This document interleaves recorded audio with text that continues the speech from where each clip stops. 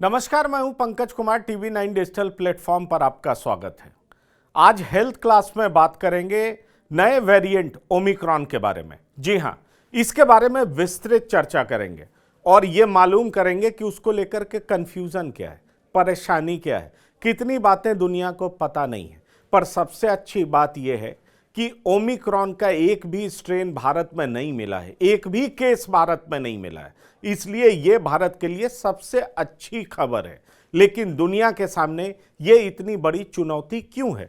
क्योंकि अगर south Africa समेत यूरोप के कई देशों की बात करें तो वहां यह फैल चुका है और इसलिए WHO साइंटिस्ट समेत कई वैज्ञानिक ये कह रहे हैं कि भारत में भी सर्विलांस बढ़ाने की जरूरत है और कुछ दिन रुकने की जरूरत है ताकि हम ये पता कर सकें कि इसका वायरुलेंस कितना है, ये कितना ज़्यादा संक्रामक है और कितना ज़्यादा डैमेज कर सकता है। तो हमारे सामने सबसे बड़ी बात क्या है जो हमें जानने की जरूरत है इस नए स्ट्रेन के बारे में? ज़्यादा ट्रांसमिसिबल है या कम?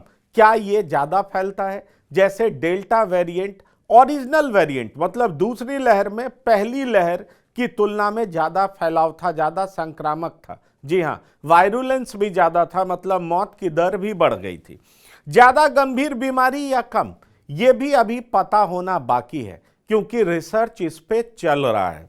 सिम्टम अलग हैं या पुराने वेरिएंट जैसा है, सिम्टम्स को लेकर के भी अभी पुख्ता जानकारी नहीं है, मैं आपको ये बता दूं, क्योंकि अलग अलग जो रिसर्चर्स हैं वो अलग अलग दावे कर रहे हैं और री इन्फेक्शन के चांसेस ज़्यादा हैं। ये बात तो साफ हो चुका है। मतलब एक बात साफ है कि अगर आप वैक्सीनेटेड हैं या नेचुरल इन्फेक्शन से आपके अंदर इम्यूनिटी डेवलप कर चुका है, फिर भी आपको ये वायरस जो है अटैक कर सकता, और अटैक ही नहीं कर सकता बल्कि संक्रमित कर सकता है। जो ये बात कही जा रही थी कि आप एक बार वैक्सीन ले लेंगे या नेचुरल इन्फेक्शन से इम्यूनिटी डेवलप हो गया तो संक्रमित होने के चांसेस बहुत कम हो जाते हैं, नहीं के बराबर होते हैं, पर ऐसा इस वेरिएंट में नहीं है। और यही चिंता की असली वजह है कि अगर संक्रमित कर सकता है तो कितना डैमेज कर सकता है। वैक्सीन की प्रभावशीलता पर अध्ययन चल रहा है, मतलब वैक्सीन कितना प्रभावशाली है, वो हमारे अंदर उस तरह का इम्यूनिटी जनरेट करता है जो इस नए वेरिएंट से बचा सके। RT-PCR टेस्ट इफेक्टिव है, हमारे पास बेस्ट पॉसिबल मैकेनिज्म जो इस बीमारी के बारे में पता करने का है वो RT-PCR टेस्ट है। जी हां, और RT-PCR टेस्ट में मैं आपको बता दूं कि ENS जीन्स और ORF जीन्स जब कंप्लीट RT-PCR टेस्ट करते हैं तो इन जीन्स का पता करते हैं। अगर S जीन मिसिंग है मतलब समझ लीजिए गड़बड़ है। जी हां, इसलिए सारे लेबोरेटरीज को सरकार के तरफ से ये गाइडलाइंस मिलने वाला है कि आप कंप्लीट RT-PCR टेस्ट करें। जी हां, इस जीन का पता करें और तभी पुख्ता तौर पर जानकारी मिल पाएगा कि ओमिक्रॉन वेरिएंट से लोग ग्रसित हुए हैं या नहीं। इसलिए सर्विलांस भी बढ़ाया गया है, जांच भी ज्यादा हो रही है, सरकार भी सजग है और तमाम लेबोरेटरीज को गाइडलाइंस भी जारी किए जा रहे हैं। कॉर्टिकोस्टेरॉइड और IL-6 रिसेप्टर ब्लॉकर, ये दोनों मैकेनिज्म जो अन्य वेरिएंट पे कामयाब थे वो कामयाब इस पर हैं, लेकिन बाकी का जो ट्रीटमेंट का तरीका है उस पर शोध चल रहा है। तो आप समझ सकते हैं कि कंफ्यूजन की स्थिति क्यों है, चिंता का सबब क्यों बना हुआ है, परेशानी क्यों है, जबकि 100 करोड़ से ज्यादा लोग वैक्सीनेटेड हो चुके हैं और 35% को तो दोनों डोज मिल चुका है। फिर भी चिंता की परेशानी की बात यही है क्योंकि री इन्फेक्शन के चांसेस हैं, और चिंता की बात इसलिए है क्योंकि ये दो मेडिसिन, ये दो तरीके तो काम कर रहे हैं, बाकी और तरीकों पर अभी शोध चल रहा है क्योंकि इस वायरस में 50 के करीब म्यूटेशंस हुए हैं और 50 के करीब परिवर्तन का मतलब है कि शरीर के अंदर का इम्यूनिटी क्या उसको रोक पाएगा, क्या उसको पहचान पाएगा, क्या उसके हिसाब से रिस्पॉन्ड कर पाएगा। इसी बात को लेकर के जो साइंटिस्ट हैं उनमें चिंता का विषय बना हुआ। बढ़ते हैं अगले स्लाइड की ओर और बात करते हैं कि चिंता का सबब और क्या बना हुआ है।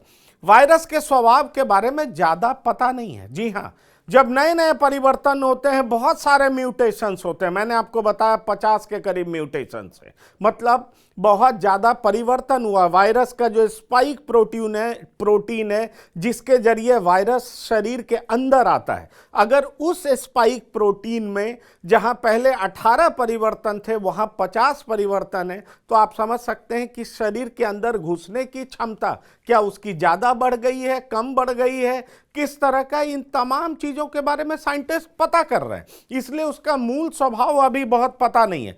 ज्यादा म्यूटेशंस की वजह से वायरुलेंट हो सकता है, मतलब हमें ज्यादा डैमेज कर सकता है, मौत में तब्दील हो सकता है, गंभीर बीमारी करा सकता है, ये तमाम चीजें हो सकती हैं।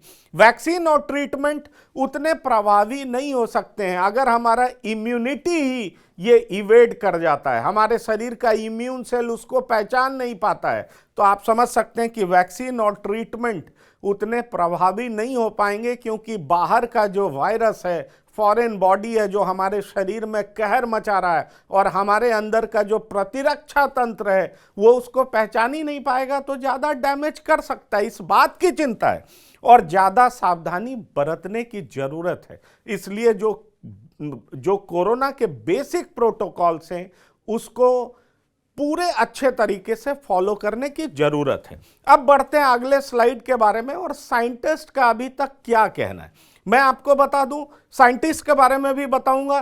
पहले यह बताऊं कि भारत को इसके बारे में क्या क्या करना चाहिए।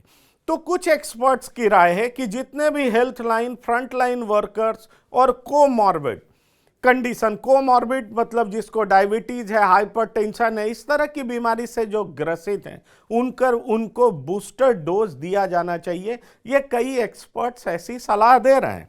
बाहर से आने वालों का टेस्ट 96 घंटे के अंदर होना चाहिए, उन्हें आइसोलेट करना चाहिए, उनका पूरा टेस्ट और कंप्लीट RT-PCR टेस्ट किया जाना चाहिए, जिससे नए वेरिएंट के बारे में पता चल सके।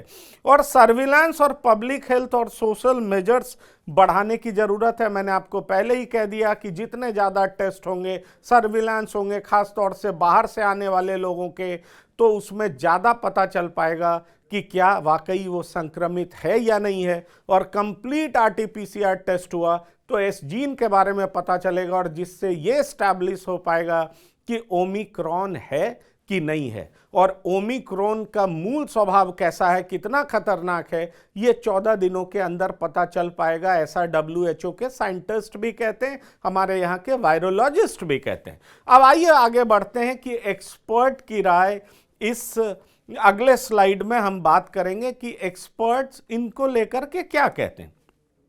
सौम्या स्वामीनाथन ये WHO की चीफ साइंटिस्ट हैं, और उनका यह कहना है कि वैक्सीन उस पर कैसा प्रभाव डालेगा ये आने वाले समय में पता चलेगा।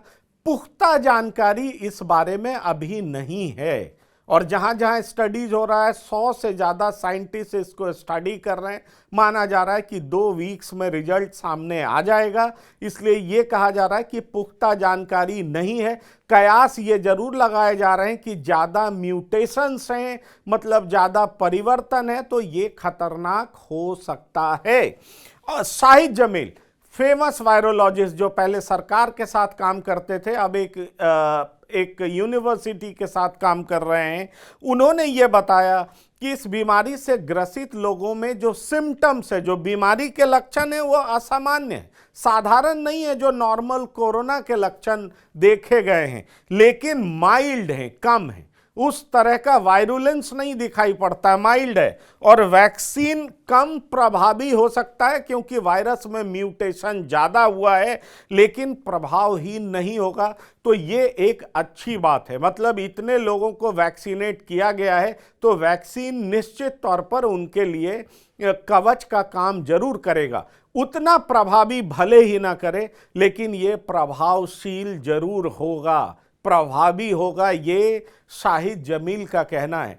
तो ओमिक्रॉन जो दुनिया में हाहाकार मचाया हुआ है, उसके बारे में फिलहाल साइंटिस्ट रिसर्च कर रहे हैं, लेकिन अच्छी बात यह है कि भारत में अभी तक इसका कोई भी केस नहीं मिला है, औपचारिक तौर पर, सरकारी तौर पर, आधिकारिक तौर पर। लेकिन ये बात और है कि हमें बेहद सजग रहने की जरूरत है और पूरे तरीके से कोविड प्रोटोकॉल के पालन करने की जरूरत है। तो फिलहाल हेल्थ क्लास में इतना ही। आप बने रहिए टीवी 9 डिजिटल के साथ। धन्यवाद, नमस्कार।